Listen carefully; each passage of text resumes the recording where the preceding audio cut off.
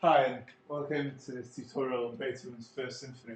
Just quickly today I'm going to just be comparing the exposition and the recap of the first movement. This is a question that could well come up in this year's examination.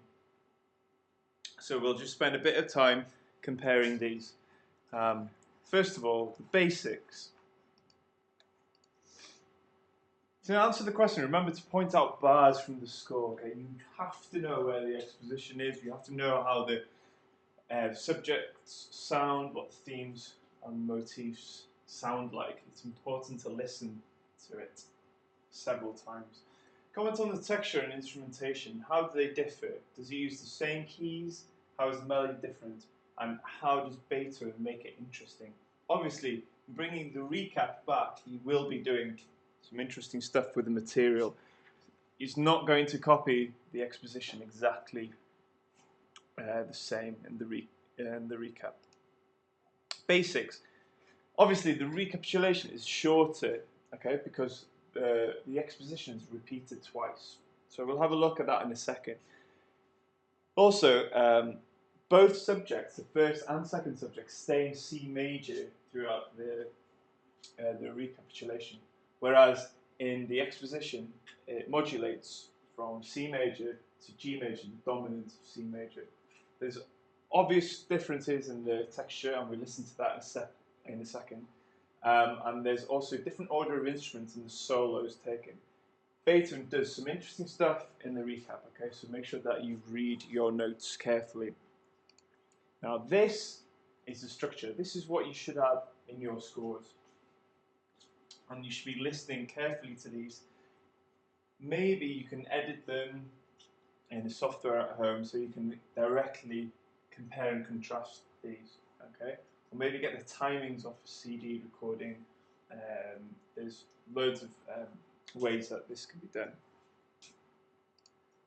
This is the structure. This is how the structure looks for the first movement. You see that the exposition is nearly half of the whole movement because it's repeated. The exposition can be split in half. Okay, so somewhere here we'll have the first subject.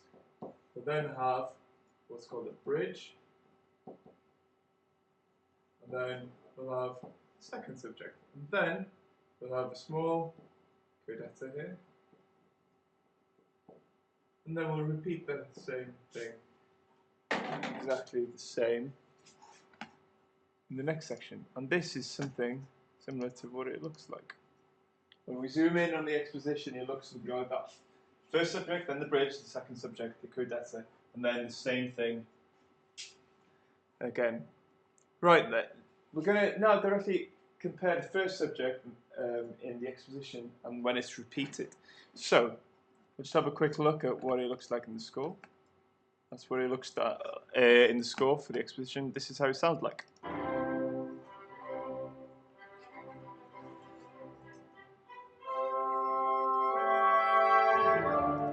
Now, it's quite obvious that the melody is in the violin here.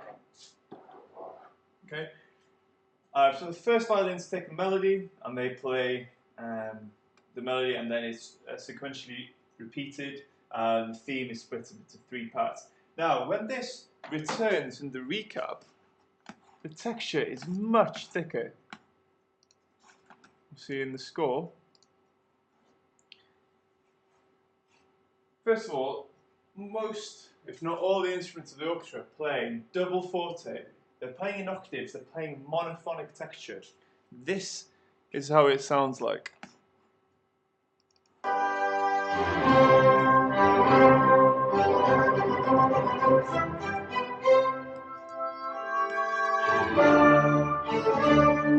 So Beethoven keeps the kind of same chord progression going, but the texture is substantially varied. So you have to mention about the texture, the dynamic. Again, the tempo should be the same. Then,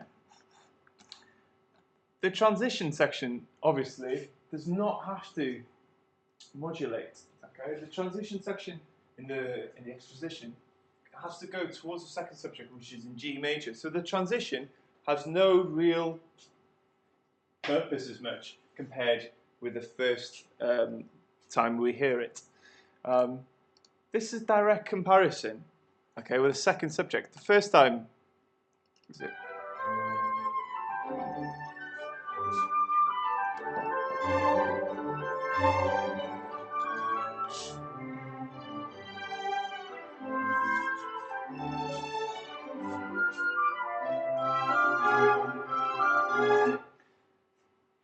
The biggest and most important feature of the second subject is this imitation.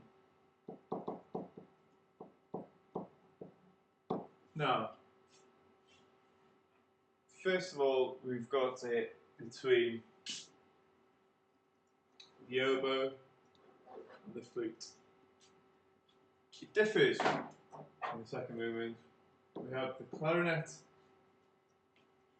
and the flutes starting it off, and then we have the imitation here. Most importantly, it remains staying same in the tonic key of C major. You can see that they're different keys. Okay, this one being G, this one being C major.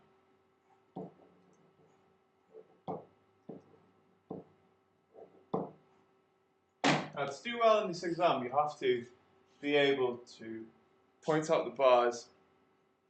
It's very important that you listen and you show evidence that you've listened to it. Okay? You need to be able to find these quickly in your score, so you don't waste time when you're writing the essays. Plus, one thing we haven't spoken about is the codetta. But if you look at your AQA notes, you should be able to find plenty to talk about